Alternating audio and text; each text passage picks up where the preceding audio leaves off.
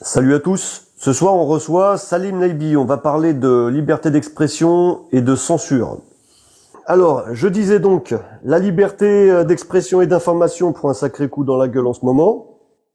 Il y a une nouvelle loi qui vient d'être votée par le Sénat. On verra ce que ça donne par la suite. Mais apparemment, tout le monde est d'accord quand on voit le scrutin. Toi, tu es une figure des personnes qui ont été attaquées, censurées, mises sous pression pour avoir exprimé ton opinion, ce que tu pensais sur de nombreux sujets. Parfois peut-être brutalement, mais presque jamais en insultant ou en discriminant une communauté ou une catégorie de la population. En tout cas, tu as passé ton temps à dire tout haut ce que les gens pensaient tout bas. Et on te l'a fait payer. Oui. Si je ne me trompe pas. Voilà. Donc, moi, je voulais te poser une question. À quel moment ta liberté à toi d'expression, Salim, a été menacée pour la première fois? Et comment ça s'est passé? Pour la première fois, c'était le procès de Pierre Bélanger de Skyrock, le patron de Skyrock qui s'était empêtré dans une histoire glauquissime où il couchait avec deux sœurs. Il avait une secte satanique dirigée par l'ex-voyant de Skyrock, Claude Desplaces. Et il y a un article de Fabrice Tassel de Libération qui avait repris, il avait assisté au procès pour corruption de mineurs. Pierre Bélanger a été condamné par la justice pour corruption de mineurs. Et Fabrice Tassel, le journaliste de Libé, avait écrit un papier là-dessus. J'ai lu ce papier et je me suis dit, voilà pourquoi Skyrock fait la promotion de cette musique de dégénérés, de promotion de la pornographie, de l'alcool, de la drogue, de la, voilà, des flingues, etc., de la violence, du rap poubelle, en fait. Voilà, le pire du rap, quoi. Et, parce que les dirigeants sont des gros dégénérés. Donc il m'a fait censurer à l'époque, c'était 2013, c'était le 9 mai 2013 si ma mémoire est bonne, tout mon compte Dailymotion. À l'époque, Dailymotion était un gros concurrent de YouTube. YouTube, c'était vraiment le début. Et j'avais 350 vidéos, des millions de vues. Et ils m'ont supprimé mon compte direct. J'ai gagné mon procès contre lui. Parce que, pour un vice de procédure, pas pour prescription, mais néanmoins ce que j'ai dit est réel, hein, c'était juste un jugement qu'il a été condamné pour corruption de mineurs puisqu'il couchait avec une femme et sa sœur aussi qui était mineure. Et je rappelle aussi qu'il faisait ramasser à cette fille du sang de cochon de toutes les boucheries du coin de la rue Quincampoix à Paris pour faire des bains rituels sataniques. Donc voilà ce que les gens ne savent pas sur ces élites dégénérées et il faut le dire, quoi. Il faut le dire. Donc à l'époque, il a utilisé des outils qui existaient déjà, un réseau qui existait déjà pour supprimer ton contenu sur un réseau social. Est-ce que tu as été indemnisé parce que 350 vidéos, un compte, une communauté, des milliers d'adhérents que tu perds pendant plusieurs mois, pendant peut-être même plusieurs années, ça s'indemnise, ça? Pas du tout. Ils auraient pu supprimer que la vidéo incriminée. C'était faisable. Il y avait quoi de compliqué à faire? Non, ils ont supprimé tous les comptes, toutes les vidéos, tout le compte, supprimé définitivement à ce jour. Alors qu'il y avait des vidéos qui avaient fait, c'était mes premières vidéos, qui avaient fait des millions de vues. Donc c'est ça. Si c'est pas de la censure, qu'est-ce que c'est? Alors moi, je veux bien, comme on lève une vidéo parce qu'il y a une plainte au pénal, en correctionnel. Pourquoi pas? Pourquoi pas? Il y a pas de souci. Après, on verra. Parce il faut pas tout le temps pleurnicher à la censure. Peut-être que j'ai fait une bêtise. Pourquoi pas? Mais là, c'est même pas le cas. Je ne fais que reprendre les propos d'un journaliste. Et deuxièmement, pourquoi il censure tout le compte? Donc, c'est de la pure censure. Ouais. En fait, la différence avec aujourd'hui, alors Aujourd'hui, si tu veux, les techniques sont les mêmes, mais aujourd'hui, tu as la possibilité de récupérer ton compte avec tout ce qu'il y avait dessus. Magali Berda, par exemple, elle a fait éteindre le compte de Booba sur X, sur Twitter, pendant plusieurs mois. Il a réussi à faire rouvrir, donc il lui a fait un procès, il a réussi à faire rouvrir son compte, il a récupéré tout son contenu, et en plus de ça, Magali Berda a dû lui payer des indemnités. Mais bon, on joue pas dans la même cour que Booba, avec nos petits moyens. Exactement, c'est un millionnaire en euros, il peut se prendre des très bons avocats, et d'ailleurs je salue son travail extraordinaire et courageux de dénonciation des influx voleurs voilà, c'est très bien, il leur a mis un coup de pied dans la fourmilière, il se gavait en arnaquant les gens avec des produits dégueulasses achetés 2 euros qu'il revendait à 120 euros avec 75% de remise. Enfin, c'est du jamais vu avec les formations CPA bidule. Enfin, bon, bref. Donc, mais ouais, le souci, c'est que moi, je me suis retrouvé en une dizaine d'années avec peut-être une quarantaine de procédures judiciaires. Facilement, hein. Même plus. Alors, donc, justement, tu me donnes la suite, là. C'est-à-dire que tu fais une super transition. Sans rentrer dans le détail, après tu rentres dans le détail si tu veux, quels sont les sujets qui t'ont coûté le plus cher, justement? Ah, à ce jour, le sujet qui m'a coûté le plus cher, c'est l'Algérie. C'est un homme politique algérien qui a réussi à me faire condamner pour diffamation avec une sévérité historique dans l'histoire de la diffamation en France, puisque j'ai été condamné à 46 000 euros au total. D'amende, ce qui est extraordinairement lourd pour ce que c'est. Je vous donne un exemple. Hein. Ça, c'est pour une vingtaine de propos diffamatoires, alors que là, Éric Zemmour vient d'être condamné une énième fois pour propos racistes, appel à la haine, etc. Il est à 7-8 000 euros.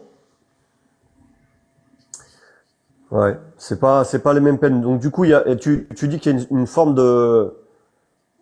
d'acharnement particulier sur toi.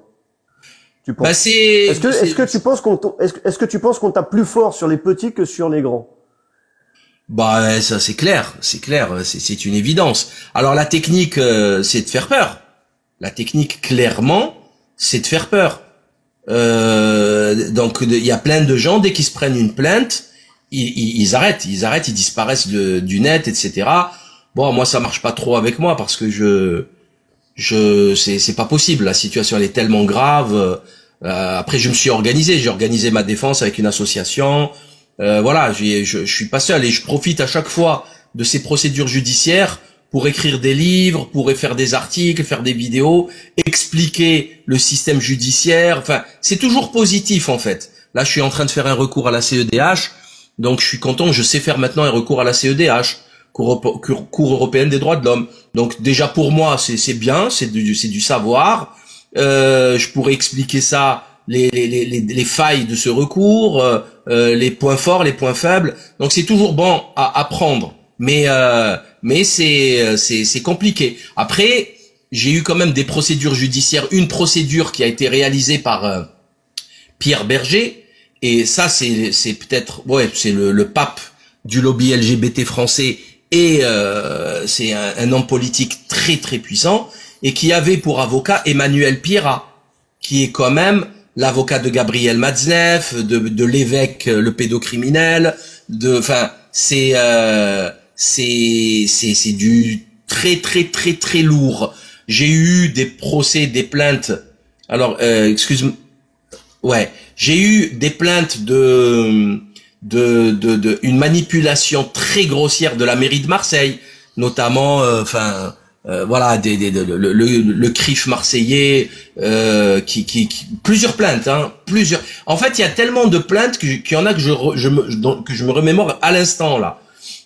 Bon, celles-là je les ai toutes gagnées, j'ai eu des plaintes pour affichage sauvage à Toulouse. Un truc abracadabrantesque, comme si moi j'allais aller à Toulouse, qui suis marseillais, pour faire de l'affichage.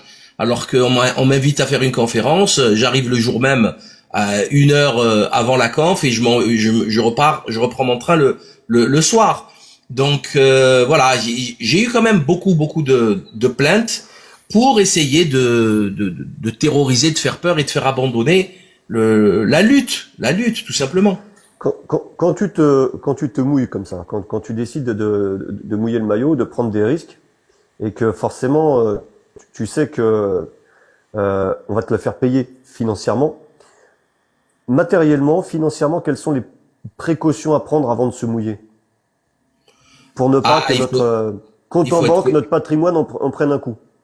Bah, il faut être costaud déjà. Il faut être costaud. Il faut avoir des revenus. Il faut pas être au RSA. Ou sinon, on peut être au RSA et se déclarer insolvable et ça peut très bien marcher. Mais bon, les avocats, si on les paye pas correctement, ils font pas leur job. Hein. C'est pas avec 300 balles qu'un avocat va prendre un dossier et l'assumer. C'est pas possible. C'est minimum 5000 €. Hein. Minimum. Plus les actes d'huissier, etc. Du coup, qu'est-ce que j'ai fait? J'ai monté une association, la DSL, l'association de défense du site Le Libre Penseur, qui permet aux gens de faire des dons, ce qui me permet de payer mes avocats, mes constats d'huissier, les déplacements. Un constat d'huissier aujourd'hui en France, c'est au minimum 400 à 500 €. Un constat d'huissier sur Internet, hein. Ouais. Sur Internet, c'est un truc de fou. Il constate 3 pages, ça fait 500 balles, c'est ridicule. Alors, Dieu merci, j'ai trouvé quelqu'un, un huissier sur Toulouse, je crois, qui fait ça pour 3 fois moins cher, quelqu'un de vraiment honnête. Donc j'ai réussi à faire baisser la facture de ce niveau-là, parce que un procès, si on veut le gagner, il faut des constats d'huissier. Hein. On peut pas venir comme ça avec sa petite tête, avec son sourire et dire oui j'ai raison, regardez, je suis honnête. Ça marche pas comme ça. Il faut des documents, il faut des constats d'huissier, des PV d'huissier. On appelle aujourd'hui des commissaires de justice, je crois. On dit plus huissier, mais bon, ça change tout le temps. On dit plus TGI, tribunal de grande instance, on dit tribunal judiciaire. Enfin, ils adorent changer ces trucs comme pour nous faire croire qu'il y a une amélioration, il y a un progrès. En fait, c'est toujours le même chaos, la même lenteur procédurale. C'est une catastrophe. Et en dehors des plaintes devant la justice, est-ce que tu as subi des pressions sous d'autres formes? Oui, j'ai subi. Moi, j'ai eu des propos clairs de menaces. Oui, de vraies menaces. Des menaces de services de renseignement. J'ai eu des menaces. Non, j'ai eu des vraies menaces. J'ai eu les coups de fil anonymes, des menaces de mort, de gens de l'ex-secte, enfin pas l'ex-secte, elle existe toujours, même si elle est affaiblie, mais la secte soralienne, ce qui m'a démontré d'ailleurs, je comprenais pas ce qui se passait, mais c'est là où j'ai compris que c'était une secte. C'est quand on connaît quelqu'un depuis 3-4 ans et qui se met à parler comme un voyou et à me menacer. Après, encore une fois, ils sont tombés sur la mauvaise personne. Franchement, ils sont vraiment tombés sur la mauvaise personne. On me fera pas reculer par un coup de fil anonyme ou une menace. On va venir, on va te faire ceci, on va te faire cela. Moi, je leur dis, venez. Je suis pas sûr que vous repartiez vivant. Il y a des chances qu'il se passe des trucs mauvais pour vous aussi. Peut-être que je vais y rester moi aussi. C'est pas grave. Une chose est certaine, c'est que vous ne me faites pas peur. C'est aussi simple que ça. Donc oui, j'ai reçu plein du harcèlement sur Internet, d'une page Facebook ordurière. Oui. Mais physiquement, est-ce que des gens sont venus en contact avec toi? Pas verbalement, mais par téléphone. Mais pas physiquement, je fais 1m83, 120 kilos. Physiquement, ouais. Voilà, physiquement, quelle que soit la personne, même si elle est costaud, je vais lui arracher un œil, c'est sûr. Et ils le savent, ça. Donc c'est quand même risqué. Ou sinon, il faut taper par derrière en traître. Mais physiquement, j'ai cet avantage physique où je suis quand même assez massif. Dieu merci. Mais c'est des gens, c'est des lâches. Hein, on est entouré de lâches. On est entouré de pleutres. Voilà, c'est pareil que j'ai eu des soucis avec des personnalités sur Internet. Quand on arrive au tribunal, il y a plus personne. Ça s'excuse, j'ai pas fait exprès, etc. Donc ça n'assume jamais Voilà, c'est jamais ce qui se passe. Et ça, c'est... En matière de harcèlement et de menaces, j'imagine que tu as déjà porté plainte, poursuivi des gens. Est-ce que tu as gagné certains de tes procès? Jamais de la vie. Jamais de la vie, parce que pour que ça soit pris en considération aujourd'hui, si on dépose plainte, genre un courrier au procureur ou on va au commissariat, à moins que ça soit un crime ou un viol, et encore, hein, il y a des femmes pour viol, elles vont au commissariat, le mec il lui dit ouais c'est bon, vous l'avez quand même provoqué un peu. Donc c'est impossible, il faut porter plainte en constitution partie civile. Et ça, il faut prendre un avocat qui rédige une plainte, il faut déposer une consignation qui peut aller entre 500 et 4000, 5000 euros la consignation selon le bon vouloir du juge. C'est-à-dire il faut le payer, il faut que l'argent soit bloqué au tribunal. Donc l'avocat, il faut le payer, et à partir de là, la plainte, elle est acceptée et comment dire, elle est réelle et elle est instruite. Voilà. Et ça, ben c'est pas possible. Je vais pas déposer plainte tous les jours, ça n'a aucun sens. D'accord. À ton avis, plus généralement, donc là, on va, bon, c'est un rapport avec toi, mais c'est un rapport avec la société actuelle. À quel moment, à quelle période la censure, donc toi tu l'as subi il y a déjà une dizaine d'années, à quel moment la censure, elle a pris une réelle ampleur?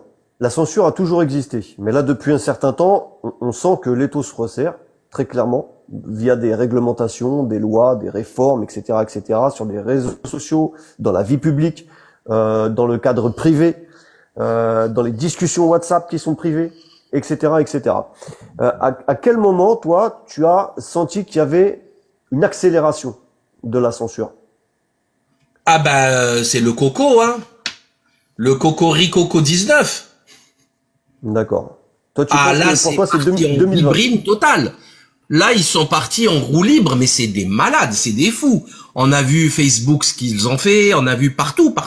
YouTube, c'était de la folie. Google, TikTok, tout ce que Twitter, X avant la reprise par Elon Musk, ils faisaient des réunions avec le gouvernement pour censurer toute parole discordante. C'est ce qui est totalement illégal. Aux États-Unis, ça piétine le premier amendement. En France, tout ça est illégal. Mais ils l'ont fait quand même. Mais bon, on va pas se mentir, la censure existe depuis toujours. Mais elle était subtile et il y avait des petits espaces de respiration. Voilà. Là maintenant, avec la loi qui vient de passer au Sénat, avec 300 votes pour et 2 contre. C'est gravissime. Il y a différents types de censure. Il faudrait revenir là-dessus. Il y a plein de types de censure. Il y a la censure frontale. La personne, on lui coupe le micro, on l'empêche. Voilà, dès qu'il fait quelque chose, il passe plus à la télé. Il y a plus aucune maison d'édition qui le publie, etc. Bon, on connaît plein d'exemples. Mais il y a d'autres types de censure, comme sur les réseaux sociaux par exemple. Il y a la censure, le shadow banning. C'est des censures subtiles, camouflées, qu'on voit pas. Et ça par contre, c'est ultra vicieux. Il y a la censure par omission. Hein, on parle pas de soi. On parle pas, voilà, il y a une actu, on parle pas de soi. Il y a la censure par filtration et choix. Par exemple, dans n'importe quel sujet, hein, historique, anthropologique, médical, politique, économique, c'est toujours les mêmes qui passent à la télé. C'est rigolo quand même, c'est hallucinant. Alors, c'est toujours les mêmes qui passent pas. Mais il y en a des milliers qui passent pas, qui sont 1000 fois plus compétents, mais qui ne passent pas. Et pourquoi on prend toujours les mêmes? Toujours Alors les mêmes. C'est la question que j'allais te poser.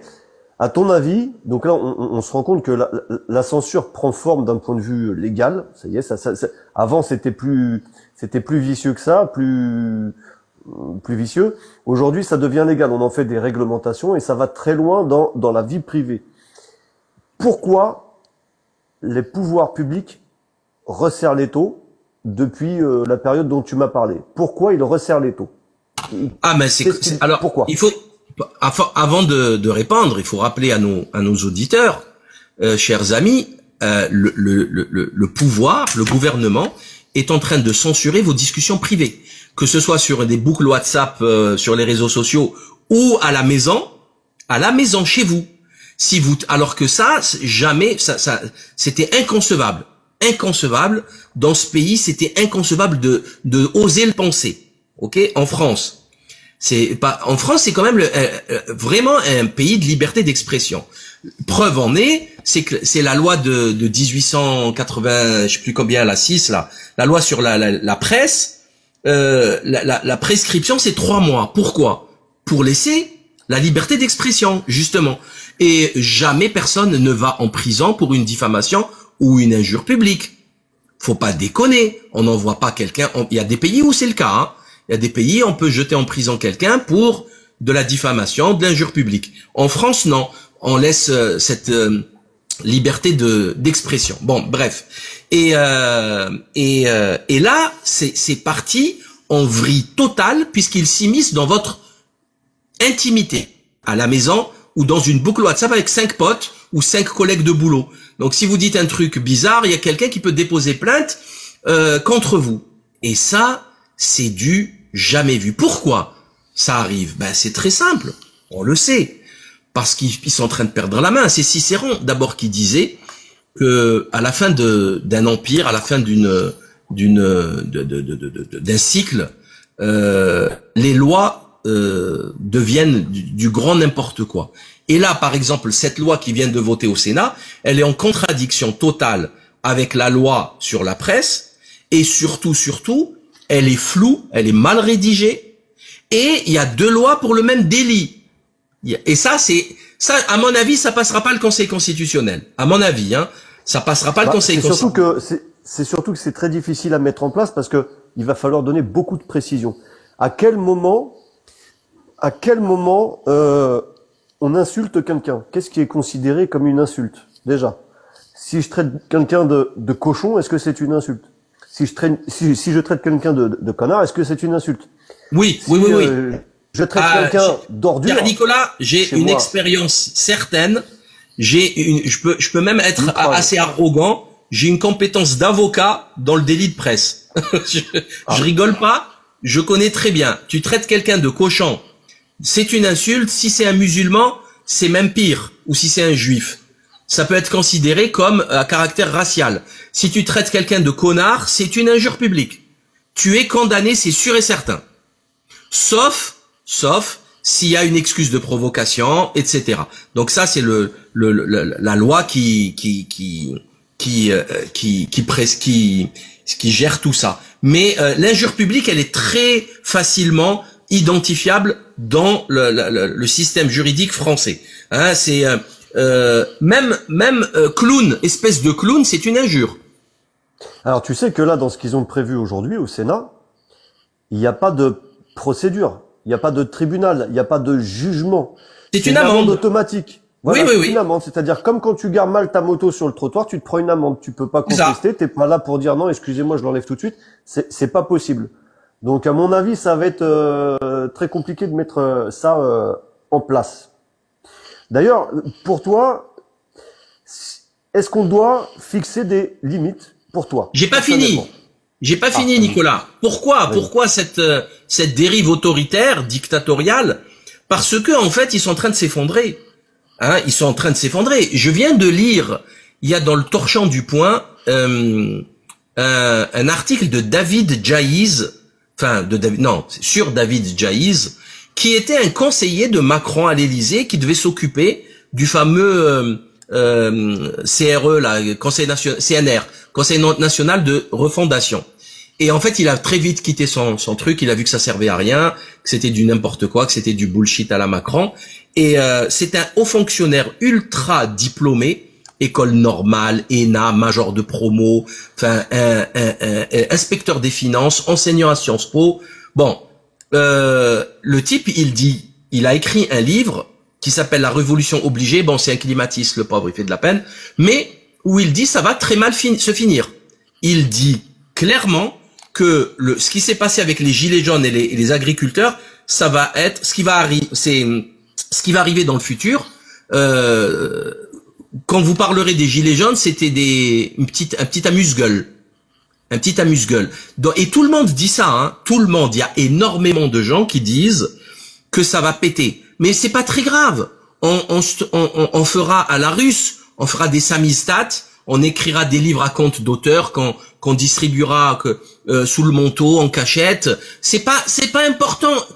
Ils ne gagneront jamais, en fait. Ils ne gagneront jamais. Ils peuvent pas gagner. C'est ridicule.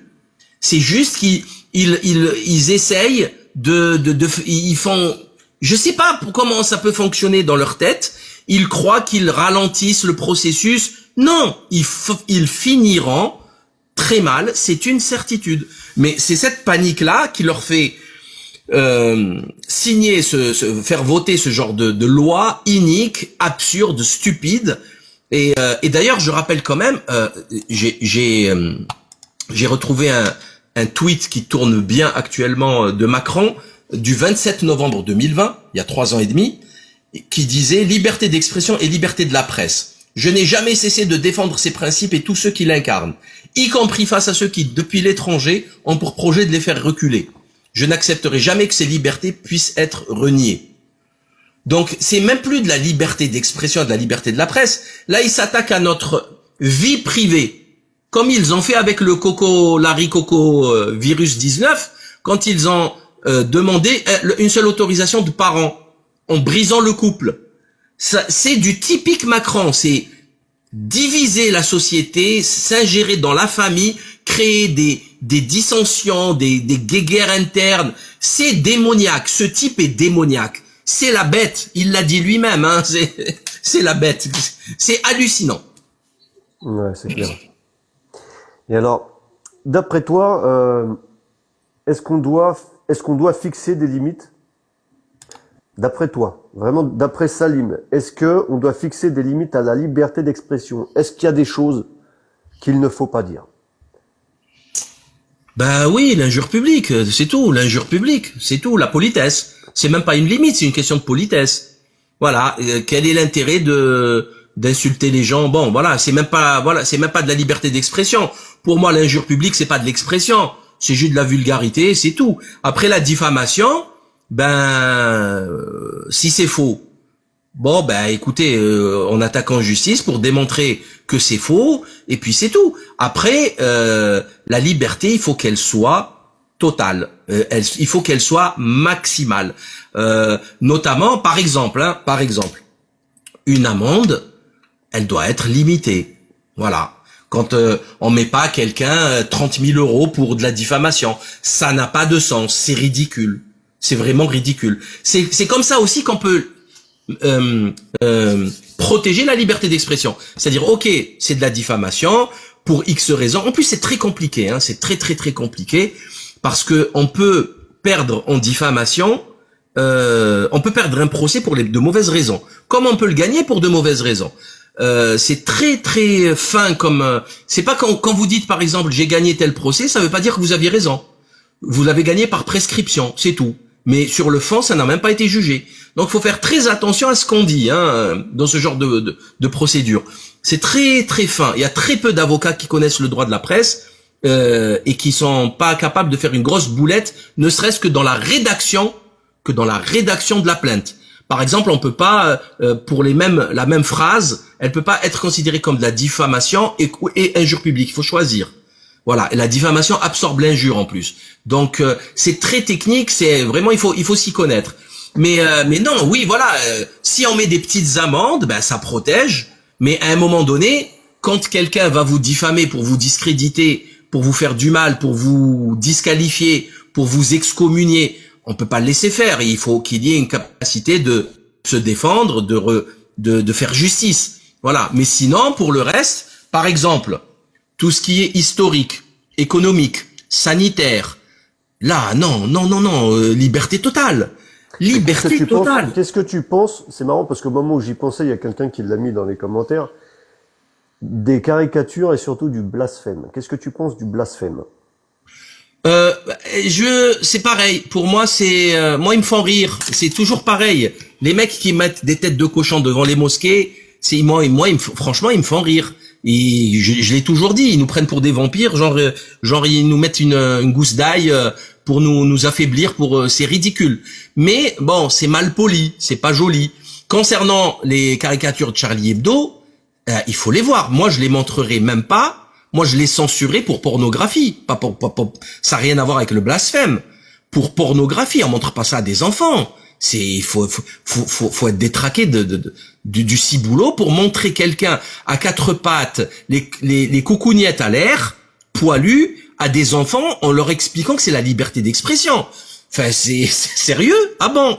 Tu penses pas que certaines personnes se cachent derrière l'art, les œuvres d'art, l'interprétation pour faire passer les trucs les plus dégueulasses? Mais complètement, mais on le voit, ils critiquent jamais certaines religions, ils critiquent ils sont enfin Charlie Hebdo, c'est quoi Charlie Hebdo? C'est l'islam et le catholicisme. À fond la caisse. À fond la caisse. Les dessins, c'est des crobards dégueulasses, il y a pas de c'est pas joli, j'aime pas du tout. C'est débile. Ils ont fait des unes scandaleuses pour vendre. On a vu dès l'attentat de Charlie Hebdo, on a vu comment ils se tiraient dans les pattes pour récupérer les sous, etc. Bon, moi ces gens, moi ils me font plus de la peine qu'autre chose. Concernant le délit de blasphème, un type qui ne croit pas, un type qui n'est pas musulman, il peut pas blasphémer, hein. C'est pas possible puisqu'il n'est pas musulman. Il peut juste manquer de respect. Voilà, il peut blesser, il peut manquer de respect à des millions de personnes. Exactement. Et ben là, qu'est-ce que vous... les gars, il faut être sérieux une seconde. Si le type c'est un gros porc de mal élevé, si sa mère elle l'a pas éduqué, si son père l'a pas éduqué, c'est pas moi qui vais faire son éducation à 40 ans. J'ai pas que ça à faire. Qui fait ce qu'il veut. Moi, le type là en Norvège, en Scandinavie, régulièrement là, il brûle des Corans.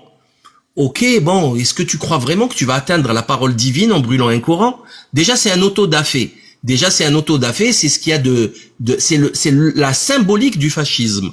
C'est le symbole de la dictature, brûler des livres, etc. C'est vraiment, c'est une symbolique catastrophique. Mais moi, jamais il m'atteindra. Il n'atteindra pas ma foi, rien.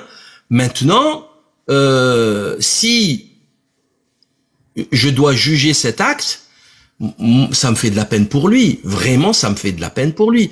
Moi, je me lève pas le matin en me disant tiens, je vais aller brûler le Bhagavad Gita, le piétiner et blesser 1,8 milliard d'Indiens.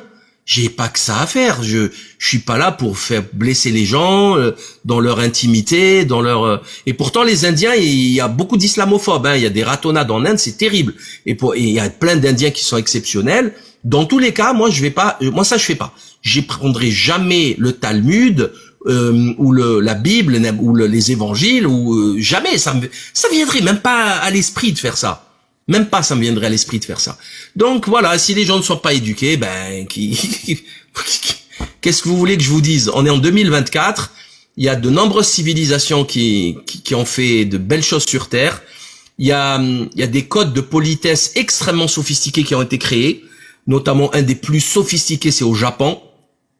Les musulmans aussi, ils ont des codes de politesse d'une très très grande complexité et raffinement.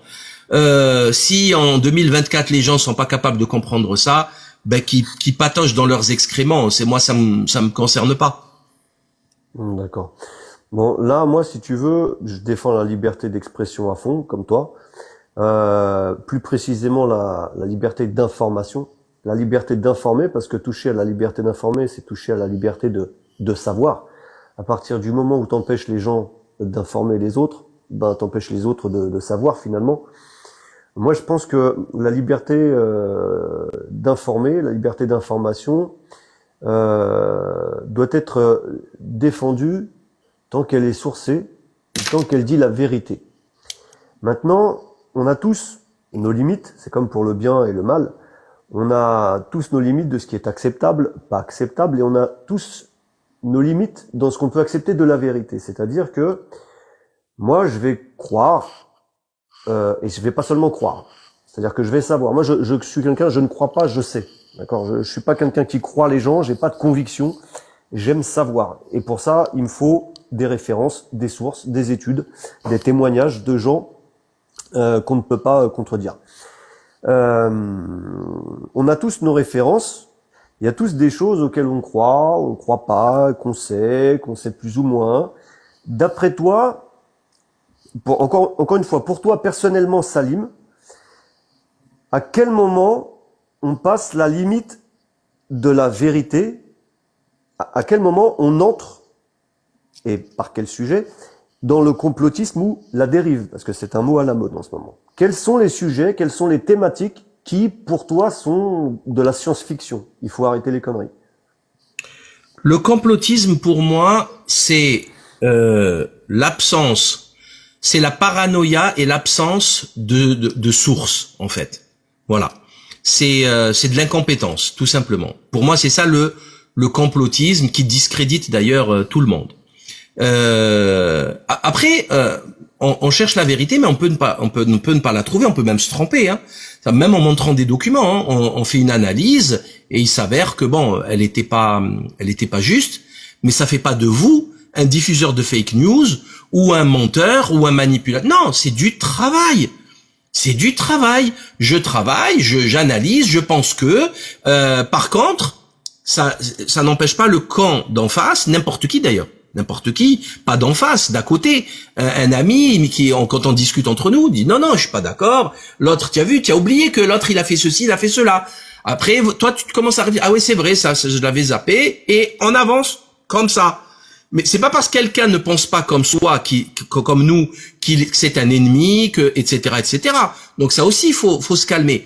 Maintenant, il y a une différence entre le gouvernement et la doxa qui essaye de casser le pays, de détruire, de nous voler, de nous piller, etc. Et le reste, c'est-à-dire notre entourage, le boulot, la famille, les amis. Donc je différencie quand même entre les deux. Donc Macron, quand il parle, c'est que du bullshit. Macron, quand il parle, c'est même s'il me donne la météo, s'il lit la météo du jour, je le crois pas, parce que Véran-Templan c'est pareil, etc. Donc c'est autre chose. Voilà, donc les complotistes, moi j'en connais plein. Par exemple ceux qui sont je me rappellerai toujours cet exemple. Il y en a quelques-uns, ils ont posé à Philippe Pasco la question sur les réseaux pédocriminels. Et Philippe Pasco, ça se voyait qu'il connaissait pas du tout le sujet. Il a dit il a dit un truc genre j'y crois pas, un truc comme ça. Tout de suite, c'est devenu un pédocriminel. Non mais vous êtes fous, ça va pas. Moi, il y a plein de sujets que franchement, je connais pas du tout. Je suis incapable de me prononcer dessus. Ça fait de moi un complice. Franchement, je vous donne deux exemples. Vraiment, hein, le mouvement QAnon ne m'a jamais intéressé, jamais. J'ai jamais étudié. Quand j'étudie un truc, je l'étudie. Je mets des dizaines d'heures dessus. J'achète des livres. Je l'étudie bien. Et là, non, parce que j'ai vu que c'était une mascarade. J'ai vu, voilà, ils se sont tous plantés, ils donnaient des dates magiques, c'est jamais arrivé, c'est du pipeau, c'est toujours les mêmes histoires de sectes messianistes, là. On donne une date, oui, le machin, il va arriver, il est pas arrivé, et on dit, oui, mais il est venu, mais il est invisible. Il y a toujours des escroqueries bidons comme ça. Bon, et le deuxième truc, c'est Brigitte Macron. Moi, je vais pas vous mentir, ça m'a jamais intéressé. Par contre, ça me fait rire. Là, pour le coup, ça me tue de rire, surtout les blagues que font les gens sur Internet. Et pour moi, symboliquement, c'est très important parce que ça discrédite la tête du pouvoir, ce qui veut dire que le pouvoir va bientôt tomber. C'est ça que ça veut dire. Et c'est beaucoup plus important que le reste. Mais ça, j'ai jamais étudié. Pourquoi? Parce que c'est trop compliqué. C'est trop compliqué. C'est pas très utile. Moi, je trouve que la pédocriminalité initiale, quand il avait 14 ans et que c'était sa prof, etc., c'est beaucoup plus grave que le transsexualisme de Brigitte. Donc voilà, et ça m'intéresse pas. Voilà, franchement, ça m'intéresse pas. Là, je m'y intéresse un peu plus parce que c'est en train de prendre une ampleur internationale avec tout ce qui s'est passé dernièrement, mais je me suis jamais intéressé de près. Voilà. Du coup, je peux pas être utile. On peut pas me poser une question là-dessus. Je sais pas. Je sais pas. Est-ce que ça fait de moi un ennemi. Alors, par exemple, il y en a plein, ils ont l'accusation facile comment ils appellent ça? Opposition contrôlée. Merci. Opposition contrôlée. Oh là là, c'est fatigant, ça. Ça, c'est fatigant. Opposition contrôlée. Dès que t'es contre eux, mais c'est des dictateurs, en fait. Dès que t'es même pas contre eux, tu dis, ah, j'ai pas d'avis. Opposition contrôlée. Alors que toi, tu t'es saigné ils t'ont fait des saignées aux poignets et aux jambes, ils t'ont crucifié, tu t'es pris 30-40 procès, des dizaines de milliers d'euros d'amende, eux, ils sont cachés derrière leur pseudo et ils te traitent d'opposition contrôlée. D'ailleurs, pour moi, cette accusation d'opposition contrôlée, elle a été créée par le système pour diviser l'opposition, pour l'effriter et l'affaiblir. C'est une évidence. Et puis voilà, donc après voilà, on va prendre le sujet de la Terre plate, par exemple. Est-ce que franchement, les amis, vous croyez qu'aujourd'hui, c'est un sujet que j'ai étudié, hein, qui me semble très intéressant, etc. Mais est-ce que c'est un sujet utile?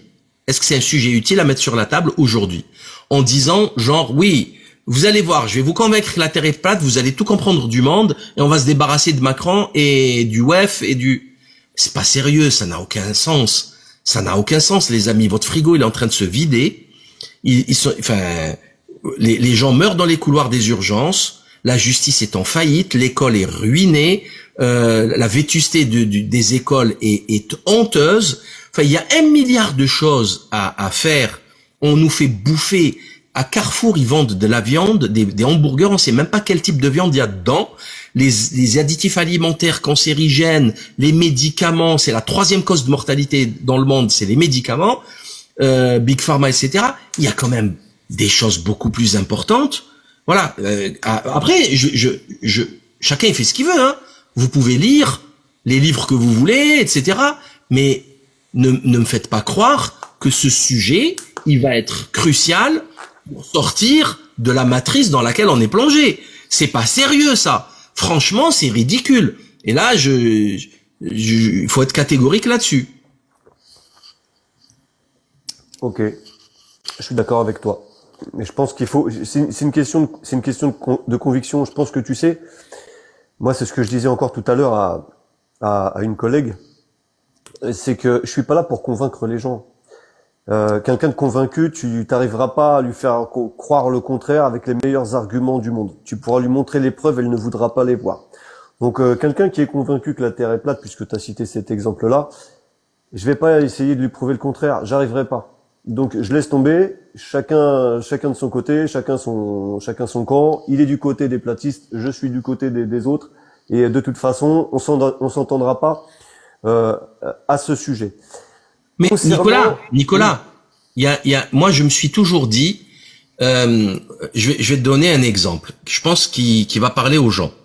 Tu vois le mec là le platiste, qui va te dire la Terre plate. Si c'était ton frère, est-ce que tu vas le condamner? Ben non, c'est ton frère. Je m'en fous, c'est sa conviction. Mais il reste ton frère. Et tous les week-ends tu vas le voir et c'est ton frère. Donc il faut prendre les gens comme ça. Je l'ai toujours dit, quand quelqu'un te fait une queue de poisson, il t'énerve, tu sors du boulot, t'es fatigué, tu veux descendre et te battre parce que t'as failli te faire un accident. Mais si tu le reconnais, tu vois que c'est ton meilleur pote, ben l'énervement s'en va tout de suite. Tu dis oh comment vas-tu? Et c'est ça en fait. Il faut arrêter de s'énerver pour rien. Les gens ils pensent ce qu'ils veulent. Maintenant, au niveau, ils pensent ce qu'ils veulent, ils lisent ce qu'ils veulent. On peut rien y faire, c'est comme ça. Mais il faut pas s'énerver les excommunier et dire que c'est des, je sais pas moi, des moins que rien ou je ne sais quoi. Pas du tout.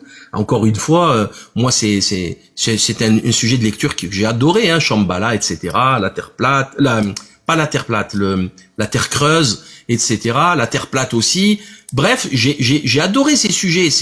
On apprend beaucoup de choses parce qu'il y a des arguments pour, des arguments contre. C'est intéressant intellectuellement, mais c'est pas un sujet de société. C'est pas ça qui va nous sortir du chaos dans lequel on est quand même. Ça peut pas être pire, franchement. Ça peut pas être pire. On cotise tous les jours, les services publics s'effondrent. Les gens maintenant, les amis, il faut avoir un cancer. ou se faire tirer dessus par une rafale de Kalachnikov pour être en maladie remboursé. Vous vous rendez compte si ça passe à 8 jours le délai de carence? Vous cotisez, vous n'avez pas de retour. Ah ouais, non, mais je pense que les gens, faut qu'ils retournent sur Terre, en fait. Mais j'ai l'impression que les gens se laissent perturber par tous ces sujets. Alors déjà, on est noyé. Exactement. On est noyé sous les scandales, on est noyé sous les sujets, la guerre, le Covid, le machin, le truc. Il y a pas une journée de la semaine sans un scandale. Que ce soit à l'Assemblée nationale, que ce soit à l'étranger, que ce soit au niveau de la santé, que ce soit au niveau de tout un tas de trucs, il y a toujours un problème. Moi, j'ai l'impression que c'est pour nous faire oublier une chose en particulier. J'ai l'impression que justement, on essaye de nous perturber, de nous divertir, pour nous faire oublier un problème, un scandale bien précis. Je sais pas ce que t'en penses. Est-ce que tu penses que, parce que l'actualité n'a jamais été aussi fournie, je pense qu'on a une dizaine d'années de différence, l'actualité n'a jamais été aussi fournie qu'aujourd'hui. Pourquoi? C'est connu, hein. Ils noient le poisson, c'est simple. Les gens ont une mémoire de 15 jours d'actualité. Ok? 15 jours. Au bout de 15 jours, ils oublient les scandales. Là, rien que là, en 2 jours, il y a 2 scandales monumentaux. C'est Édouard Philippe, une grave histoire là, il y a une enquête sur lui, et la juge impliquée dans le milieu de la mafia corse, qui est une intime, une très proche d'Éric Dupond-Moretti. Donc ça c'est du gros scandale bien dégueulasse. Et là, on va voir, hein, ça va ils vont nous sortir un petit truc pour nous les faire oublier en fait. Il y a Prisca Thévenot qui a fait un mensonge monumental, pathétique sur une menace attentat ce week-end alors que c'était au mois de mars, porte-parole du gouvernement. Ils ont le mensonge. Il y a Darmanin qui a tweeté, qui a plombé l'opération XXL à Strasbourg contre les dealers et la drogue. Il a tweeté, les mecs ils l'ont vu et ils se sont tous cachés. On a affaire à un amateurisme de malade mental. C'est du jamais vu dans l'histoire. Donc c'est sûr que ils veulent cacher tout ça. Bon, il y a une mort du petit Émile qui me fait, j'arrive même pas, sincèrement, vraiment, je vous jure que c'est vrai, j'arrive même pas à voir sa photo. Tellement ça me déchire. J'arrive pas, dès que je vois sa photo sur les réseaux sociaux, je zappe. Je sais qu'il est mort, et je veux plus en entendre parler parce que je peux rien y faire, ça rend malade. Ça rend malade. J'imagine sa souffrance ça me rend malade. Sauf que c'est un fait divers. C'est un fait divers. Sauf s'il est impliqué dans un réseau type Nordal-Lelandais, etc., un chasseur qui est fourni des réseaux, ça c'est une autre affaire. Mais pourquoi on en parle matin, midi et soir? Pourquoi l'affaire Dupont de Ligonnès, on en parle matin, midi et soir? C'est des faits divers. Ça doit rester dans la case faits divers. Justement, moi j'ai envie de rebondir là-dessus parce que, tu vois, par exemple, là tu viens d'évoquer dans un live sur un réseau social l'affaire Moretti, Darmanin, Prisca Thévenot, la juge machin. Ça, c'est des trucs qu'on voit pas. Typiquement, ce sont des trucs dont on n'entend pas parler sur BFM, etc., etc. Donc, les gens qui sont sur le live, et moi le premier, je vais prendre ce que tu as dit là, je vais me renseigner, puis je vais en faire un sujet. Comment tu expliques qu'aujourd'hui, on a plus d'informations sur les réseaux sociaux qu'à la télé, que sur les chaînes d'information? Comme tu dis, sur les chaînes d'information, on nous parle de faits divers, et sur les réseaux sociaux, les gens prennent l'habitude d'aller chercher des informations beaucoup plus intéressantes. Ah ben parce que il y a plus d'informations dans ce pays, c'est fini. L'AFP, c'est le seul fournisseur d'infos. Est-ce que vous savez que les journaux, toutes les revues, les magazines hebdomadaires, ils prennent un abonnement à l'AFP et ils copient-collent la dépêche AFP. C'est ce qu'ils font, ouais, c'est tout ce qu'ils font. C'est vrai. C'est rare, on n'a pas. Alors là, si moi je me suis beaucoup intéressé avec le Coco 19 là, à la presse anglo-saxonne, notamment britannique. Mais ça n'a rien à voir avec la presse française. Il n'y a pas de presse en France, sincèrement.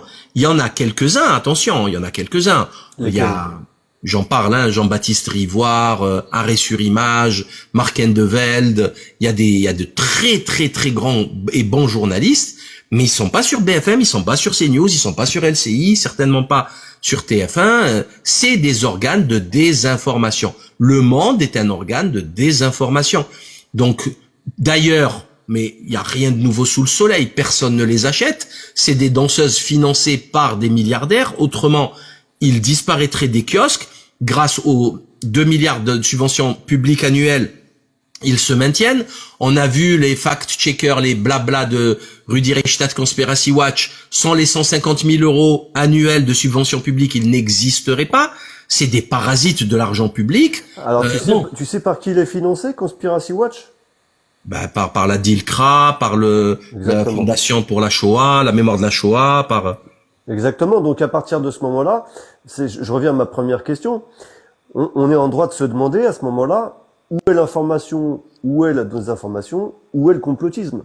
Est-ce que finalement, la désinformation et le complotisme ne sont pas sur les médias mainstream et la réelle information sur les réseaux sociaux? Parce que quand tu vois que le Conspiracy Watch, qui a le monopole de la vérité, est finalement financé par la Fondation pour la mémoire de la Shoah et les subventions publiques depuis 2017, depuis qu'Emmanuel Macron est là, que Conspiracy Watch, qui a encore une fois le monopole de la vérité, a profité du fonds Marianne pour ne pas l'utiliser pour lutter contre le salafisme, on se demande si ces gens-là, ce sont pas eux les complotistes et les menteurs finalement. En fait, je serais pas aussi... c'est simpliste en fait ce que tu dis, parce que dans les réseaux sociaux, il y a beaucoup de bullshit, il y a beaucoup de conneries, il faut pas déconner.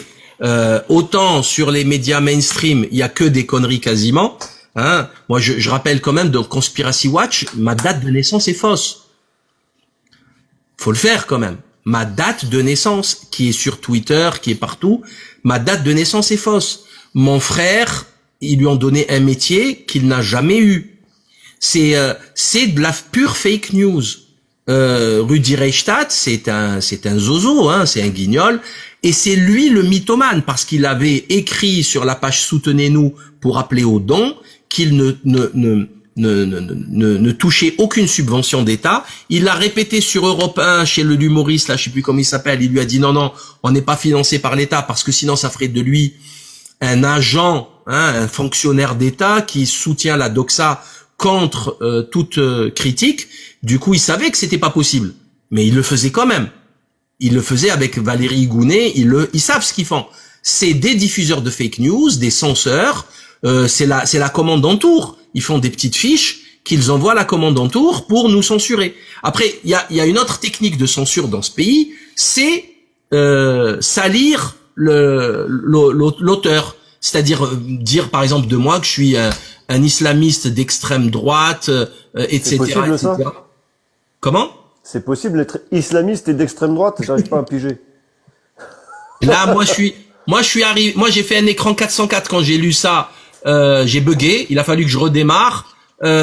Et même avec ça, je rebug de temps en temps. Donc, mais c'est écrit noir sur blanc. Moi, Salim Laibi, ça c'est Aziz Zemouri, l'escroc du Point. C'est pour ça que je traitais ce journal de torchant. Et c'est le Aziz Zemouri qui a été viré du Point après l'affaire Garrido-Corbière, où il a inventé toute une histoire d'esclavagisme bidon qui n'existait pas, qui a été déjà tombé face à la maire de Lille pour une affaire de faux reportages dans les cités avec des kalachnikovs en plastique. C'est un escroc total. Et en fait, il a écrit un deuxième article en expliquant que j'étais recherché par la CIA et le FBI et que j'étais le représentant de QAnon en France. Alors que j'ai passé mon temps à critiquer le mouvement QAnon. C'est du grand n'importe quoi. Mais voilà, ça c'est une censure par discrédit. On va salir la personne pour que personne ne l'écoute. Voilà. Il y a qu'une seule censure qui n'est pas appliquée en France, c'est la motion de censure pour faire tomber le gouvernement. Sinon, toutes les autres censures, elles sont appliquées. D'accord. J'avais une question de Vincent Vidéo qui est sur les commentaires là. Comment les lois et les réformes, comment les lois sont utilisées pour étouffer la dissidence ou les dissidences, d'après toi? Moi, je pense qu'ils pourront pas. Franchement, ils ne pourront pas étouffer la dissidence. Ils pourront pas. Ils pourront Quand il y pas. en a une qui disparaît, il y en a une autre qui apparaît. On est Ben d'accord. exactement, mais il y aura d'autres techniques, il y aura d'autres moyens. Même s'ils coupent Internet, il y a moyen de recréer. Ben on fera des pigeons voyageurs, c'est tout. Franchement, je vois pas où il est le problème. Hein. Mais bon, les plus fragiles quitteront le navire et c'est pas grave. Il y a toujours un peu de tout. Il y aura toujours des nouveaux venus qui se réveilleront et qu'on traitait de moutons avant. Hein, on l'a vu avec les victimes des injections, etc. C'était des gens normaux qui croyaient toute la doxa. Et du jour au lendemain, c'est devenu de très grands dissidents, de très grands, mais vraiment des très courageux parce qu'ils Les l'ont gens payé de évoluent. leur chair. Ouais, je pense que les gens évoluent en fait. Et Et les gens, après coup. exactement. Et ça aussi, il faut faire attention à ne pas juger les gens 15 ans après. Ça n'a aucun sens, mais aucun sens. Moi, si je me prends moi, il y a 15 ans, j'étais pas le même du tout. Mais du tout. Bah, J'ai énormément changé. J'ai vieilli, tout simplement. ouais. T'as remarqué que quand on veut, c'est une mode ça, et ça vient de partout, ça vient de tout le monde. Quand on veut casser la réputation de quelqu'un, on va chercher ses propos dans le passé, et des fois très loin. Donc on va chercher, je dis comme ça par exemple, Salim Laibi, puis on va ressortir une de tes phrases que tu aurais sorties il y a 15 ans, mais complètement décontextualisée, qui n'a plus rien à voir avec la politique de l'époque, avec l'évolution, le changement certainement dont tu vois ce que je veux dire. Et ça, c'est une nouvelle Le mode. contexte, C'est-à-dire, juste le contexte de la phrase. exactement, ouais, le contexte de la phrase. Aujourd'hui, on arrive à, c'est pas comment elle s'appelle, Rima, tu sais la palestinienne là. Bon, c'est pas une palestinienne. C'est Hassan. ouais, Rima Hassan. Elle avait répondu à un questionnaire trop facilement, oui, non, et on avait complètement décontextualisé ses réponses, ce qu'il avait ce qu'il avait blacklisté dans une certaine communauté. Bah oui, Enfin, bah ça c'est le grand classique, ça. Hein. C'est un grand classique. ouais. Tu m'entends là? Ouais, il y a une petite coupure, je sais pas pourquoi. Ouais, c'est Moi bon, ça c'est va, bon. je t'entends bien. Ça c'est un D'accord. grand classique. C'est ridicule, ça marche pas. Mais les gens ne tombent pas dans le panneau. Hein. Franchement, je pense pas qu'ils tombent dans le panneau. Bien au contraire, il y a des gens maintenant qui se disent quand je vois un article de la presse qui tape sur quelqu'un bras raccourci, c'est qu'il est bon. Est-ce que tu penses que les utilisateurs des réseaux sociaux, les gens qui passent leur temps à swiper sur l'écran, à écouter à suivre un algorithme hein, qui leur impose finalement certains contenus parce que c'est des contenus qui les intéressent, mais qui peut aussi les enfoncer dans leur pire dans leur pire côté. Est-ce que tu penses que les utilisateurs des réseaux sociaux ont besoin de lois, d'un cadre juridique pour leur dire ce qu'ils doivent écouter ou pas? Ah ben bien sûr que non, bien sûr que non. Ah Les non, gens non. sont assez grands, ils sont adultes. Ah bien sûr Et que non. j'ai l'impression qu'on a des politiques qui nous prennent pour des enfants pour nous expliquer ça c'est vrai, ça c'est faux, on va vous Bien sûr. interdire de voir ça et d'entendre ça, c'est pour votre bien. Bien sûr, même pour les créateurs de contenu, tous, ils veulent dicter. Mais là, mais c'est orwellien ce qu'on vit, hein. C'est orwellien. Ils veulent nous dire ce qu'on doit manger, comment on doit parler. La sexualité, c'est pareil. Ils nous expliquent que voilà, les lobbies LGBT, ils nous expliquent ce qu'on peut faire, ce qu'on peut pas faire, ce qu'on doit faire, ce qu'on doit. Non, mais c'est ahurissant. C'est en fait, franchement. L'atmosphère en France est devenue irrespirable. Irrespirable. Vraiment. C'est pour ça que ça va péter, en fait. À un moment donné, ça va leur péter sur le coin de la figure. Là, ils vont se prendre une révolte. Ça va être vraiment très, très laid, hein. Mais vraiment très laid. Parce que ça va être la cocotte minute. C'est la cocotte minute. Ouais. Est-ce que tu te rappelles de cette histoire de Twitter X quand Elon Musk a repris X? T'as les anciens cadres de Twitter qui ont été interrogés par je sais plus quelle institution américaine. Ouais, le Sénat. Ils ont avoué qu'ils avaient été infiltrés par le FBI ou la CIA qu'ils avaient bloqué les comptes de certaines personnes, et notamment pendant la crise sanitaire. En France, on a aussi des personnalités politiques, scientifiques, artistiques, qui sont censurées, blacklistées, jamais invitées sur les médias publics d'ailleurs. Quand je te parle de ça, tu penses à quelle personnalité? Oh, plein. Professeur Perron, Orion Code, Raoult, Toubiana, il y en a plein. Ils sont jamais invités. Au contraire, pourtant ces gens sont qualifiés, ils disent la vérité. Pourquoi ils sont pas invités? Ah ben parce que c'est le règne du mensonge. Hein. C'est le règne du mensonge. Après bon, pour expliquer le monde tel qu'il est, si on n'a pas de paradigme spirituel, eschatologique, on a du mal. Hein, franchement, faut se le dire aussi. Hein. Mais c'est le règne du mensonge. C'est la fin d'une civilisation. C'est le règne de la tromperie. C'est tout. Hein. Supprimer. Attends. Ouais. Excuse-moi, j'ai dû faire une manipulation. C'est la première fois que j'ai autant de petites affiches qui se mettent sur l'écran pour me demander si je suis d'accord, si je dois continuer, si on me demande de mettre une pièce du puzzle au milieu de l'écran. Enfin bref, c'est bizarre. D'accord. Consommation ou possession de produits de tabac, nous avons limité la possibilité pour les autres utilisateurs de trouver ce live pendant 10 minutes. C'est quoi cette histoire? T'as pas fumé, j'ai pas bu. C'est marrant ça. Ben non, quel tabac? Attends, il y a marqué quoi? La consommation de substances présentées dans ce live pourrait nuire à ta santé. Ah bon? D'accord. Ah, c'est peut-être, t'as pas un stylo dans la main? T'as pas mis un truc à ta bouche? Ah! Non! D'accord, c'est un stylo. Ben si! Non! Ah, c'est l'intelligence. Faut pas fumer ton stylo. Enfin bref. D'accord. Qu'est-ce que tu penses? Ah, c'est quand un algorithme, hein? Ouais. Alors en fait, je voulais pas vraiment te poser la question, mais il y a quelqu'un de mon association, parce que j'ai créé une association comme toi, qui m'a demandé de te poser une question. Alors moi, j'ai pas vraiment suivi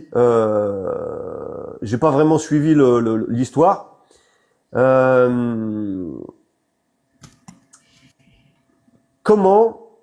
Qu'est-ce que tu penses de ce que traverse Dieudonné? Et comment peut-il s'en sortir? Oh là là, cette question est totalement inutile. Les gens connaissent ma position sur Dieudonné. C'est un escroc, un véritable escroc. Il y a 1 an, il voulait faire un discours à la Knesset pour il faisait la serpillère au lobby qu'on n'a pas le droit de citer. Et là maintenant avec les massacres qu'il y a en Palestine, ça y est, c'est devenu un pro. Non. Dieudonné, c'est à la différence de beaucoup de gens, c'est quelqu'un que j'ai connu de très près. Si vous saviez un centième de ce qu'il fait, vous vomiriez vos tripes.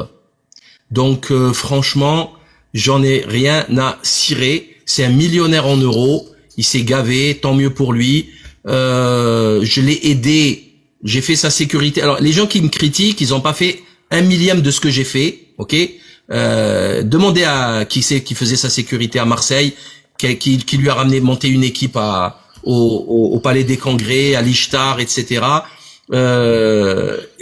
Ici, là où je suis, ici, il a mangé un méchoui ici, Dieudonné. D'accord?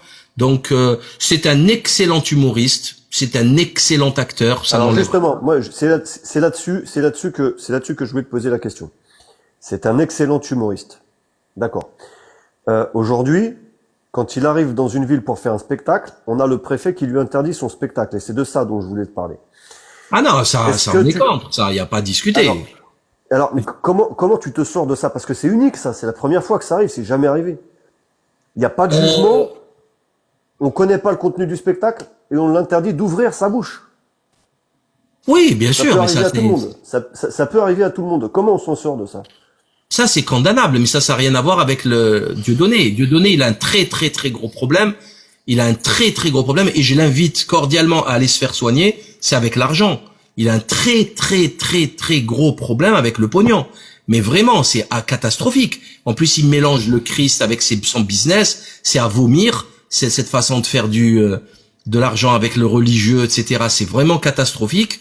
Mais c'est concernant la censure, bien sûr que. Mais on a pire que ça. Les manifestations pro-Gaza, elles ont été interdites par des préfets en toute illégalité. Le tribunal administratif, il valide. Les préfets récidivent. On l'a vu avec c'est la pure liberté d'expression à des moments beaucoup plus graves qu'un spectacle d'humour. Beaucoup plus grave qu'un spectacle d'humour. Mais c'est la France. C'est la France. Déjà, en France, il y a un très gros problème. Pour moi, un préfet qui piétine la loi comme ça, 10 ans de prison. Je le jette, 10 ans en prison. Tu piétines la liberté d'expression des citoyens par ton bon vouloir, sans aucune trouble à l'ordre public. Le mec, il vient de faire 100 spectacles. Il n'y a pas eu un seul trouble à l'ordre public, parce qu'il va arriver dans ta ville, il y aura un trouble. C'est toi qui le crée le trouble.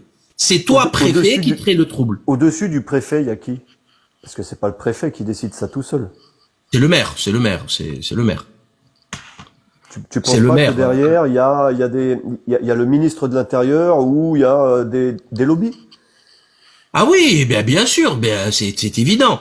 Là, à Nice, par exemple, pour les manifs, c'était Estrosi et le préfet. Ils ont été condamnés une dizaine de fois. C'est de la folie, piétiner. Après, ils nous disent qu'on respecte pas les lois de la République. C'est eux les premiers à piétiner les fondamentaux de la République. C'est même plus les lois, c'est les fondamentaux de base. La liberté de circuler, la liberté d'expression, la liberté, c'est un truc de fou.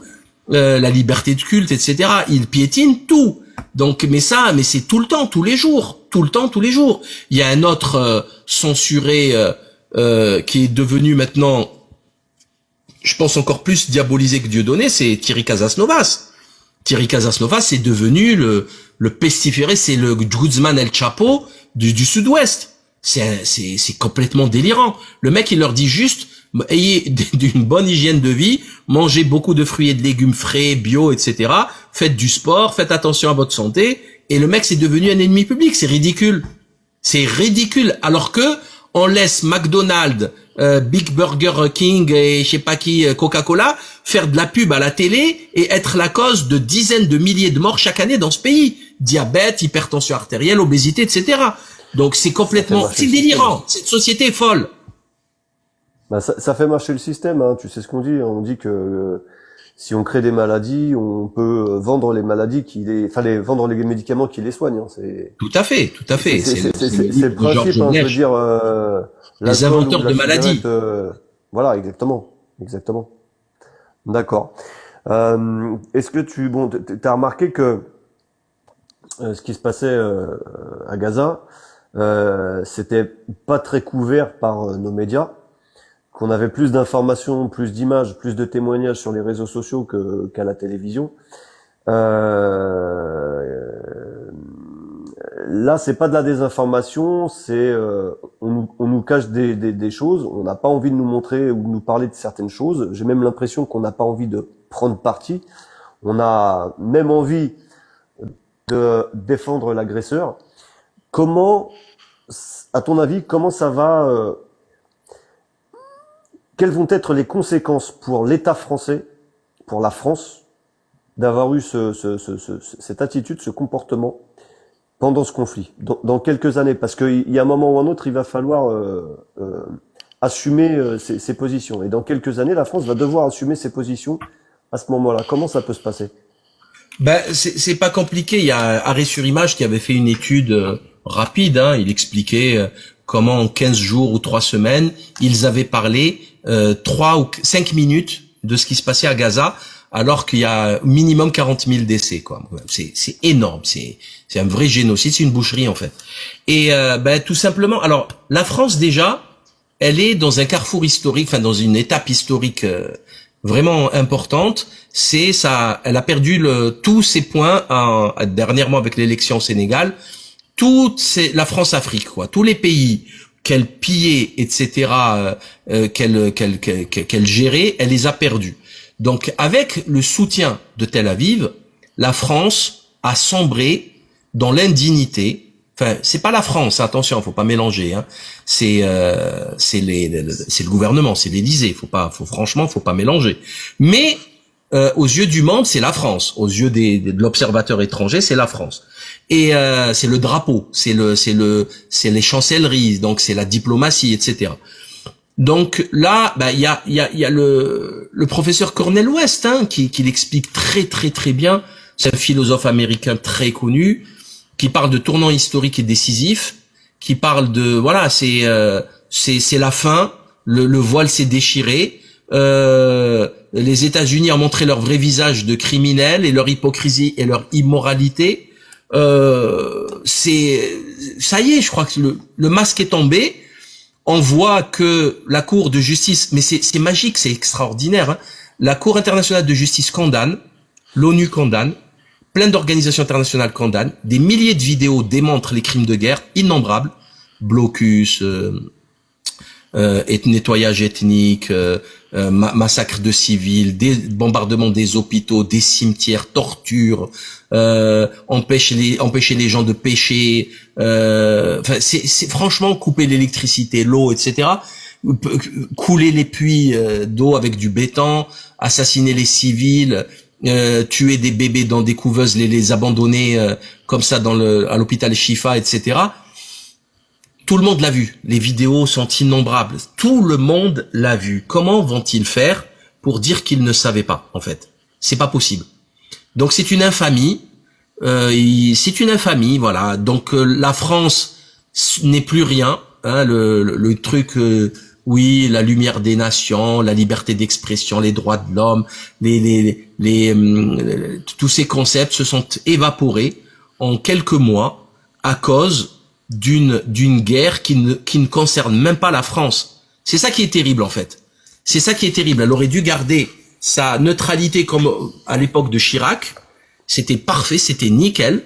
Là, maintenant, avec un ex-gangster de chez Rothschild, bon, on pouvait que s'attendre à ça, quoi. Hein. Je crois que le lobby qu'il ne faut pas citer est très puissant aux deux assemblées, au gouvernement, dans les médias, et il fait sa loi, il dicte sa loi. Mais ça va se faire au détriment des Français, voilà, qui aujourd'hui sont les petits caniches de Washington et de Londres, et que voilà, il y a plus de diplomatie française. Le corps diplomatique français a été désintégré. Maintenant, toutes les décisions se prendre par Alexis Kohler et Macron à l'Élysée. Ça, c'est une première historique. Ça, c'est catastrophique. Catastrophique, ça, hein. C'est du jamais vu. Alors que la France a de très grands diplomates, un corps diplomatique parmi les plus fournis au monde après la Chine. Donc, qu'est-ce que vous voulez que je vous dise? C'est une catastrophe. Attention au niveau légal, au niveau pénal, la France se rend complice de crimes de guerre. Que les choses soient claires. C'était ma question. Je pense que dans quelques années, on va le payer. Mais là, tu vois, tu parlais du corps diplomatique français. Quand Emmanuel Macron choisit Gabriel Attal comme Premier ministre, Stéphane Séjourné, je parle pas de leur sexualité, hein, Stéphane Séjourné comme ministre des Affaires étrangères, c'est le ministère le plus important. Quand on connaît leur jeune âge et leur qualification, quel est le but de Macron ou de ceux qui sont derrière de nous mettre des gens aussi incompétents?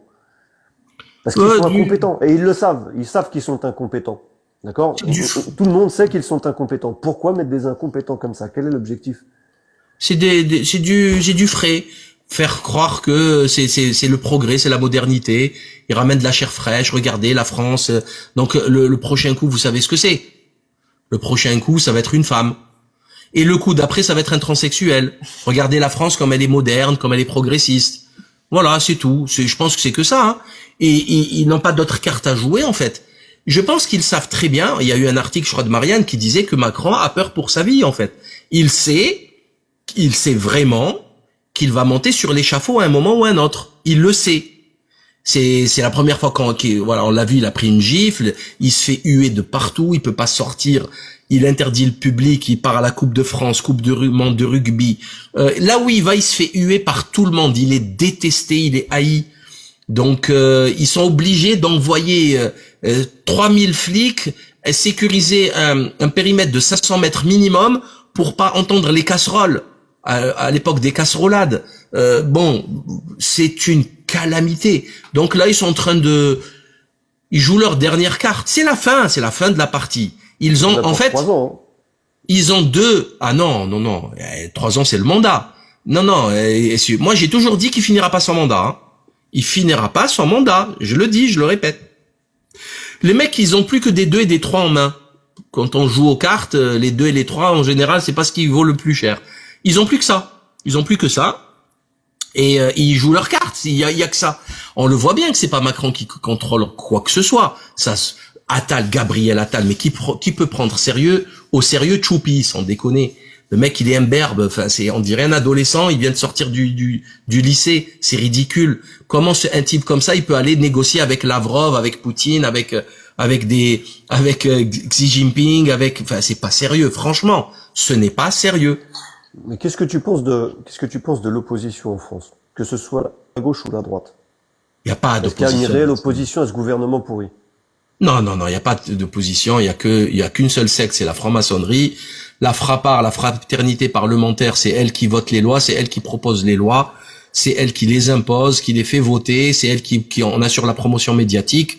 C'est la franc-maçonnerie, ça c'est pour amuser la galerie, ça va pas. C'est même l'extrême droite, c'est une escroquerie, mais c'est ridicule. Qui peut croire que Marine Le Pen va sauver le...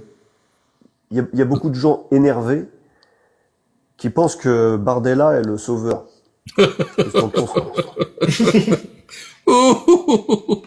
Le mec, il leur a dit, on va sécuriser toutes les gares, on va mettre 2-3 flics d'Île-de-France. Il a dit, à combien de gares, combien de flics?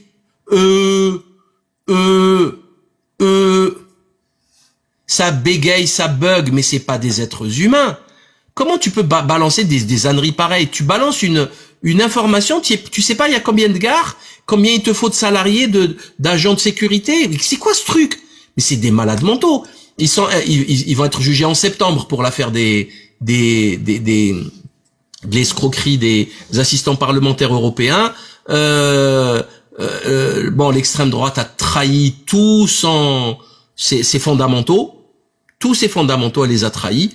Elle a trahi on les entend même pas pour la GPA, pour la rien, Wellou, rien. Ils sont d'accord avec tout.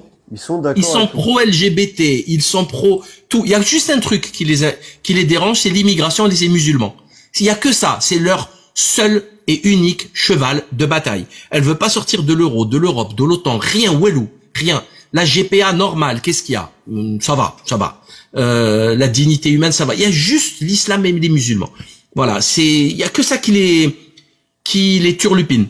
C'est ridicule, franchement, c'est ridicule. Mais ça marche plus, ça. Ça marche plus, en fait. Aujourd'hui, ça marche plus, je pense. Parce que c'est pas ce qui inquiète les Français aujourd'hui. Mais on le voit dans les sondages, c'est en 5 ou 6e position. Mais le problème, ce qu'ils comprennent pas, enfin, ce que les gens comprennent pas, c'est qu'ils peuvent se faire élire quand même avec des scores minables et une participation minable puisqu'il n'y a pas de quorum, puisque même avec 1 million de votants et 66 millions d'abstentionnistes, ils peuvent gouverner. Donc, ce cirque, il peut continuer encore jusqu'au jour où tout va s'effondrer, tout simplement. Vraiment, hein, tout simplement, parce que c'est devenu invivable quand on voit des Français, de souche, hein, des Français, dire que ce pays est foutu, qu'il n'y a plus rien à y faire, que c'est irrespirable, que c'est insupportable, qu'on peut plus rien faire. Ils nous ont enlevé l'école en famille, ils nous ont tout enlevé, mais c'est n'importe quoi. Les gens se barrent, ils se cassent en Thaïlande, aux Philippines, au Maghreb, tout le monde. Enfin, il suffit de voir les réseaux sociaux, les gens ils se filment, hein, et ils vous montrent comment ils ont fait, etc. Donc c'est dommage, c'est d'une tristesse infinie. Franchement, c'est d'une tristesse infinie. Ouais. En tout cas, je pense que on sera sauvé que par nous-mêmes. Il va falloir bien sûr. Un mouvement citoyen d'une façon ou d'une autre. Moi, je pense que je crois pas au mouvement collectif organisé, ça marche pas. Je pense qu'il peut y avoir des mouvements locaux qui finiraient par se rejoindre. comme un effet boule de neige. Comme ça s'est déjà passé en Europe, hein, avec les agriculteurs européens, en France, en Belgique, en Allemagne, aux Pays-Bas. Bon, bref, c'est pas terminé, mais il y a un moment, c'était quand même bien parti. Et je pense qu'il peut y avoir une sorte d'effet boule de neige comme ça entre plusieurs mouvements locaux. C'est possible, c'est très très possible. Une chose est certaine, c'est que un peuple, quel qu'il soit, mérite les gouvernants qu'il a. Un peuple mérite les gouvernants qu'il a. En d'autres termes, si on a Macron, c'est qu'on le mérite, c'est qu'on est mauvais. Donc pour ne plus avoir Macron, il faut que le peuple change. Il faut que, voilà, c'est tout. C'est aussi simple que ça. J'ai l'impression on a affaire à une population qui a été endormie avec le temps, par son éducation, par ses influences. Des gens qui sont devenus individualistes, qui regardent le trottoir quand ils marchent dans la rue, et qui s'intéressent pas à demain, en fait. Métro, boulot, dodo, les projets, c'est les vacances cet été ou la maison, la nouvelle voiture. Mais ils s'intéressent pas à leur avenir dans 10 ans ou à la retraite. Les gens qui pensent, les gens de mon âge par exemple, qui pensent partir en retraite à 64 ans avec 1500 balles, ils se mettent le doigt dans l'œil. Et les gens, tout ça, on a beau les prévenir, parce que sur les réseaux sociaux, on est là pour ça, on est là pour alerter les gens de ce qui va se passer, de façon à ce qu'ils réagissent. Mais t'as énormément de gens, finalement, c'est une minorité hein, qui s'informe sur les réseaux sociaux. T'as très peu de gens qui réagissent en fait. Nous, tu vois, par exemple, on a pris l'initiative parce qu'on a senti que la liberté d'expression et d'information était menacée par tout ce dont on vient de parler. On a pris l'initiative de créer une association francophone de créateurs de contenu d'information sur les réseaux sociaux. Parce que le créateur de contenu sur les réseaux sociaux et le créateur de contenu d'information sur les réseaux sociaux est aujourd'hui taxé, diffamé, calomnié de complotiste, de menteur, de sectaire, de gourou, de ceci, de cela. Et on essaye de nous fermer la bouche de façon complètement légale en plus, parce qu'ils sont en train de se créer de nouveaux outils contre nous. Et nous, on aimerait, si tu veux, un peu comme les chauffeurs Uber à l'époque, qui n'avaient pas de statut, créer un statut de créateur de contenu. Parce que comme je te le disais au téléphone, aujourd'hui, le créateur de contenu, quel que soit le réseau, mais notamment sur TikTok, il est rémunéré en fonction de son audimat, en fonction du nombre de vues. Et le créateur de contenu sur Internet, enfin sur TikTok qui est rémunéré, ben il paye des impôts. Parce que comme je te disais, c'est pas nous qui déclarons aux impôts, c'est TikTok qui nous demande notre numéro fiscal quand on est rémunéré par TikTok. Et c'est pas pour rien, c'est pour déclarer eux-mêmes ce qu'on gagne chez eux au fisc français. Et si on a le malheur de pas remplir notre fiche d'imposition, on est à peu près sûr d'avoir un contrôle fiscal. Donc aujourd'hui, alors au passage, TikTok s'en met plein les poches, parce qu'évidemment, plus tu as de visibilité, plus les publicités qu'on va mettre sur tes vidéos, elles vont rapporter à TikTok, etc., etc., etc. Sauf qu'aujourd'hui, les réseaux sociaux, parce qu'elles obéissent à des réglementations qui leur mettent la pression, peuvent supprimer nos vidéos ou même supprimer nos comptes, quel que soit le nombre d'abonnés qu'on a, quelle que soit la taille de notre communauté, sans nous donner de justificatif. Et nous, on n'a aucun recours. Donc en fait, il n'y a pas de tribunaux, il n'y a pas de prud'hommes qui nous permettent de, comment te dire, de nous défendre contre la perte d'un revenu. Peut-être pas d'un emploi, mais contre la perte d'un revenu. C'est-à-dire qu'on travaillait pour quelqu'un, on rapportait de l'argent pour quelqu'un, en se donnant du mal en plus, en travaillant parce que c'est du travail. On se débarrasse de nous du jour au lendemain et on n'a aucun recours pour se défendre. Et c'est ce qui est arrivé aux chauffeurs Uber il y a une dizaine d'années. Ils étaient exploités par l'entreprise américaine et d'une façon ou d'une autre, avec des accords un peu particuliers entre Macron et Uber, ils ont eu un statut légal au même titre, quasiment au même titre que les taxis. Et moi, je pense que dans un avenir très proche, parce que les créateurs de contenu sur les réseaux sociaux sont l'avenir du divertissement et de l'information, c'est-à-dire que si tu veux, les médias d'information mainstream, les émissions de divertissement comme TPMP par exemple, savent très bien, ils sentent le vent tourner. Ils savent très bien que leurs téléspectateurs, leurs spectateurs sont en train de se détourner d'eux au profit des réseaux sociaux, au profit des créateurs de contenu, de divertissement et d'information sur les réseaux sociaux.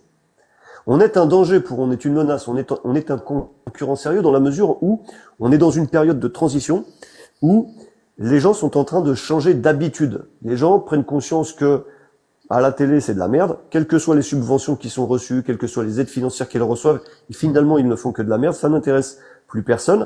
Et les gens sont de plus en plus dépendants de leur téléphone portable. Moi, je pense que dans 10 ans, les gens n'achèteront plus de télé à Darty pour l'accrocher sur leur mur du salon. Ils seront tous sur leur téléphone, ils auront tout ce qu'il faut sur leur téléphone. Ils regarderont pas LCI sur leur téléphone. Ils regarderont des créateurs de contenu d'information qui seront plus sérieux et moins dépendants de la finance et de la politique. Tout à fait. C'est déjà le cas, hein. C'est déjà le cas. Il suffit de voir les chiffres qu'on fait. Nous, on a des millions de visites, de vues, c'est hallucinant. Bah, dis-toi un truc, c'est que moi, je viens de créer une association. On est déjà 10 créateurs de contenu. À 10, on a 2 millions d'abonnés. Eh ouais. 2 millions de personnes. Alors, c'est pas qu'en France, hein, mais on a quand même 2 millions de personnes qui nous suivent. Dans quelques mois, j'aurai pris contact avec d'autres créateurs de contenu. D'accord? Bon, après sélection, parce que on veut être neutre politiquement et religieusement. Mais on va donc réunir encore plus d'abonnés. On aura encore plus de visibilité. C'est énorme. C'est énorme. Là, je te parle de l'association, mais on va aussi créer un média indépendant. Un média indépendant sur lequel on abordera tous les sujets qui intéressent les gens et qu'on n'aborde pas sur les chaînes mainstream. Et je pense que ça, les chaînes qui sont sur la TNT en ont peur, et l'État aussi, puisque les chaînes de la TNT est un outil de communication pour l'État. Et comme tu disais tout à l'heure, ils ont du mal à avoir la maîtrise sur les contenus qui circulent sur les réseaux sociaux. C'est-à-dire qu'ils n'ont pas de maîtrise dessus. Ils peuvent mettre la pression aux réseaux sociaux en les menaçant de les sanctionner par des amendes. Ben oui. Mais un jour ou l'autre, ces réseaux sociaux qui pèsent des milliards vont faire le choix de payer les amendes. Ça va tellement marcher que ce sera plus intéressant de payer les amendes plutôt que de censurer les gens, en fait. Moi, je vois l'avenir comme ça. Ok. Mais c'est bien, c'est très bien. Il faut s'imposer face à ces géants qui dictent leurs lois, en fait. Alors que mais en fait, eux, l'information, ça les intéresse pas. Eux, ils veulent, on le voit, hein, on voit les vidéos qui passent. Dès qu'il y a Beyoncé qui fait une chanson de country, t'as des milliers de personnes qui font des vidéos avec un Stetson et leur truc de country. Les gens, ils font que ça, des recettes de cuisine, ils montrent leurs fesses, ils montrent leur c'est hallucinant la médiocrité c'est 99%, c'est ça en fait. Et c'est ça qui fait tourner la boutique. C'est ça qui fait tourner le schmilblick. Du coup, tout ce qui est information, tout ce qui est utile, tout ce qui est éveil, bah ils s'en foutent complètement. C'est pour ça qu'il faut que les créateurs de contenu s'organisent et s'imposent, tout simplement, parce que c'est pas normal. C'est clair. Bon bah sur ce, il est 22h30, ça fait 1h30, je t'avais promis 1h30, pas plus, pas moins. On est dans les temps. Voilà. Alors, je vais m'adresser aux abonnés. Donc, Salim Laibi a un compte sur TikTok. N'hésitez pas à vous abonner à son compte.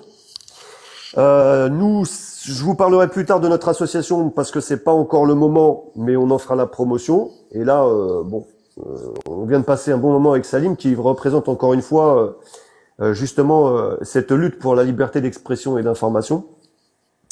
J'espère qu'on se retrouvera un autre jour, Salim, pour parler d'autres sujets. Avec plaisir. Je voulais juste te dire, tout à l'heure, tu as dit qu'on avait 20 000. Non, on est à 11 000, hein, 11 600 ou 11 700 abonnés, un truc comme ça. Et vous pouvez trouver notre travail sur le site lelibepenseur.org, lelibepenseur.org. C'est là où vous trouvez, c'est ça qui est bien aussi, parce que s'il y a une censure dans les réseaux sociaux, il faut exister sur Internet tout simplement par un site nickel, quoi, que les gens peuvent retrouver le boulot et qui centralise l'information. Voilà. Donc si vous voulez nous soutenir, ben vous passez par là et vous verrez tout ce qu'il y a à voir au niveau des associations, de Tipeee, tout ça. Merci infiniment pour cette invitation et à très bientôt.